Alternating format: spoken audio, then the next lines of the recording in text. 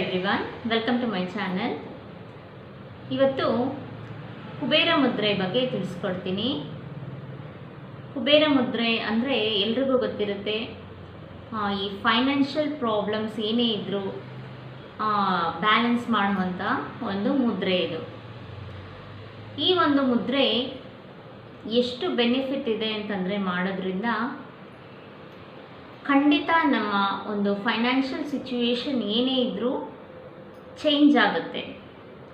ಇದನ್ನು ನಾವು 20 ನಿಮಿಷ ಈ ಮುದ್ರೆ ಮಾಡೋದ್ರಿಂದ ಈಗ ನಮಗೆ ಚಕ್ರಾಸ್ಗೂ ಮುದ್ರೆಗಳಿಗೂ ಕನೆಕ್ಷನ್ ಇದೆ ಅಂತ ನಾನು ತಿಳಿಸ್ಕೊಟ್ಟಿದ್ದೆ. ಇದು ಹೇಗೆ ವರ್ಕೌಟ್ ಆಗುತ್ತೆ ಅಂತಂದರೆ ನಮ್ಮ ಮೂಲಾಧಾರ ಚಕ್ರಕ್ಕೆ ಸಂಬಂಧಪಟ್ಟಿದ್ದು. ಈ ಮೂಲಾಧಾರ ಚಕ್ರ ಬ್ಲಾಕೇಜಸ್ ಅಂತ ಇದ್ದಾಗ ನಮ್ಮ ಒಂದು ಆರ್ಥಿಕ ಪರಿಸ್ಥಿತಿಯಲ್ಲಿ ಸಮಸ್ಯೆಗಳು ಸ್ಟಾರ್ಟ್ ಆಗುತ್ತೆ.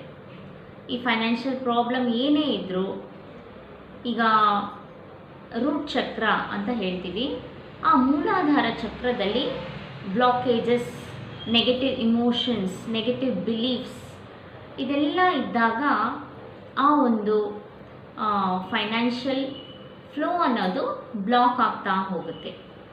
ಅದರಿಂದ ಈ ಕುಬೇರ ಮುದ್ರೆ ಮಾಡಿದಾಗ ಆ ಒಂದು ಬ್ಲಾಕೇಜಸನ್ನು ಕ್ಲಿಯರ್ ಮಾಡುತ್ತೆ. ಇದು ಹೇಗೆ ಮಾಡೋದು ಅಂತ ತೋರಿಸ್ಕೊಡ್ತೀನಿ. ಜಸ್ಟ್ ಈ ರೀತಿ ಈ 3 ಬೆರಳಿನ ಈ ತತ್ವಗಳನ್ನು ಜೋಡಿಸ್ಕೋಬೇಕಾಗತ್ತೆ.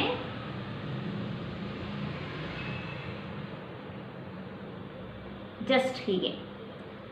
ಇದು ಕುಬೇರ ಮುದ್ರಾ. ಈ ಮುದ್ರೆಯನ್ನು 20 ನಿಮಿಷ ಮಾಡಬೇಕಾಗುತ್ತೆ, ಬೆಳಗ್ಗೆ ಮತ್ತು ಸಂಜೆ. ರೆಗ್ಯುಲರಾಗಿ ಮಾಡಿ. ಆಗ ಒಂದು 3 ಡೇಸಲ್ಲೇ ನಿಮಗೆ ಆ ಒಂದು ಚೇಂಜಸ್ ಗೊತ್ತಾಗುತ್ತೆ.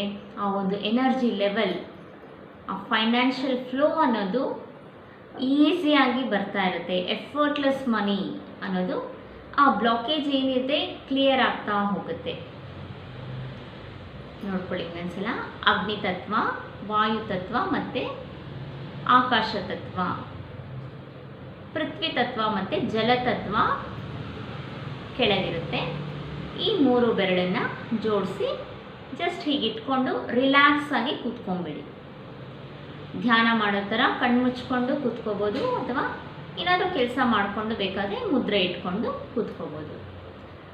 ಖಂಡಿತ ಎಲ್ರಿಗೂ ಒಂದು ಫೈನಾನ್ಷಿಯಲ್ ಸಿಚುವೇಶನ್ ಚೇಂಜ್ ಆಗುತ್ತೆ ರೆಗ್ಯುಲರಾಗಿ ಈ ಮುದ್ರೆ ಮಾಡೋದ್ರಿಂದ. ಇನ್ನೂ ಮುದ್ರೆಗಳ ಬಗ್ಗೆ ತಿಳಿಸ್ಕೊಡ್ತೀನಿ ಮುಂದಿನ ವೀಡಿಯೋಸಲ್ಲಿ. Thank you.